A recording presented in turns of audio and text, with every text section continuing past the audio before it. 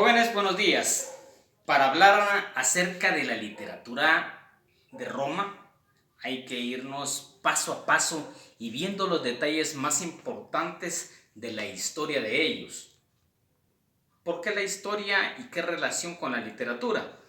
Porque demasiado van vinculados esos dos aspectos. Tanto la historia va marcando sus épocas y sus edades, como la literatura va siguiéndolas. Veámoslo un momentito aquí en Roma antes de comenzar. Toda nuestra civilización de Roma y nuestra literatura de Roma se puede resumir en su base de esta forma: en Rómulo y en Remo. Veamos que Roma nació a orillas del río Tíber,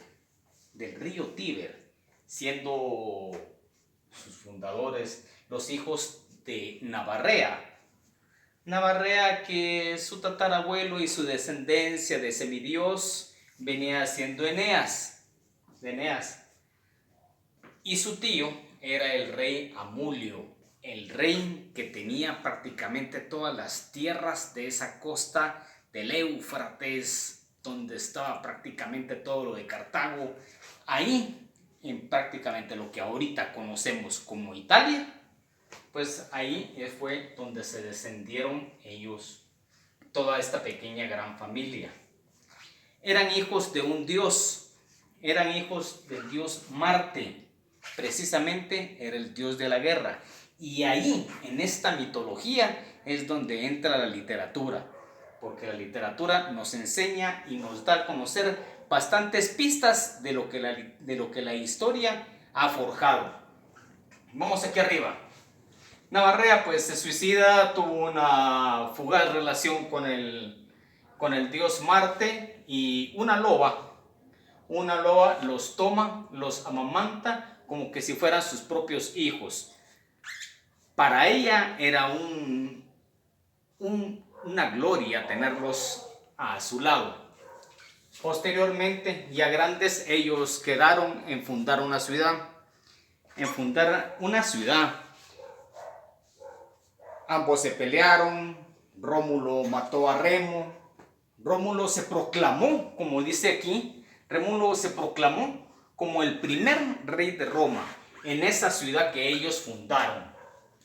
Entonces podemos resumirlo que Roma se fundó hace 2800 años. Nació siendo como una monarquía, es decir, el gobierno del rey, como una monarquía. Allí es donde nació precisamente después una república, porque así es como se formó como una república posteriormente, una república donde se tomaba la decisión del rey, pero con la palabra de todos los que estaban en el pueblo, de todos los que eran gobernados.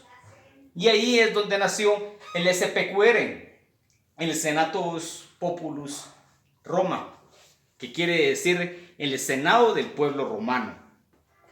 Se convirtió en un Senado del pueblo, se convirtió pues en una monarquía, en una gran república.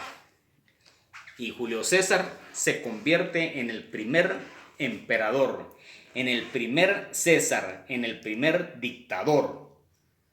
Jóvenes, es muy interesante prácticamente toda la historia, porque de la historia es donde va a depender precisamente la literatura que va a recoger todos los vestigios y todas las formas que la historia nos va a dar. Jóvenes, muchas gracias. Ahí miran su plataforma, por favor, que ahí está su trabajo. Gracias, jóvenes.